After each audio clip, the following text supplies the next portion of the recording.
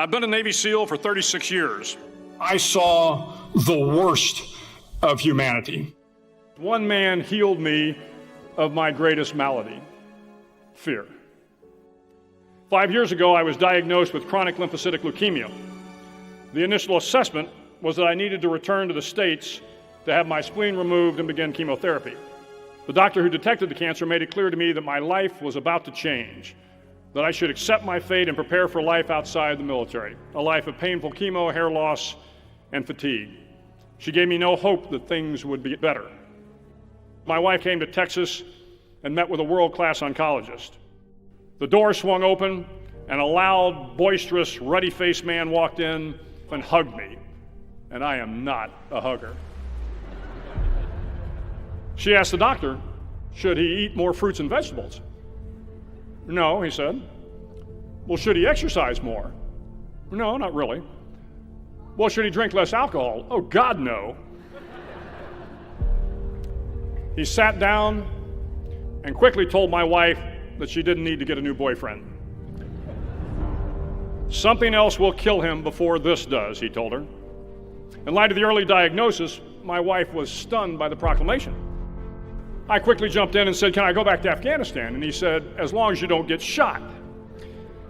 Soon after the visit, I did go back to Afghanistan and spent the next 5 years continuing to serve in the military. I like to think that in that time, my service resulted in hundreds of lives saved. All because one man gave me hope, because one man healed me of my greatest malady, fear. Even under the most dire of conditions, hope can heal. It is on Wednesday of Hell Week that you paddle down in the mud flats and spend the next 15 hours trying to survive this freezing cold. To me, basic SEAL training was a lifetime of challenges crammed into 6 months. Because you were cold and wet and miserable, and it seemed like there was no hope in sight. The mud consumed each man till there was nothing visible but our heads. It was still over 8 hours till the sun came up. 8 more hours of bone-chilling cold. And then one voice began to echo through the night. One voice raised in song. And the instructors come up and they start yelling, hey, you, stop singing, stop singing. But then another kid started singing, and another. And 2 became 3, and before long, everyone in the class was singing. And somehow the mud seemed a little warmer, and the wind a little tamer, and the dawn not so far away. And he gave us hope at that point in time. And that's what SEAL training was all about. It was finding out where you can find hope in the midst of being neck deep in mud. Hope surpasses all our understanding. Hope is the medicine that gives smiles to the forlorn, faith to the disenchanted, and life to the dying. In my nearly 6 decades of life, as with many in the audience, I have seen or experienced just about every ailment, disease, trauma, or heartbreak there is to know. During the wars of the past 13 years, I have seen combat hospitals filled with amputees, burn and blast victims, and I have seen many a good men die on operating tables.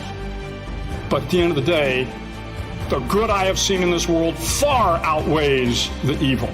I have also seen disease eradicated, the cripple walk again, the heartless given new life, and the hopeless cured.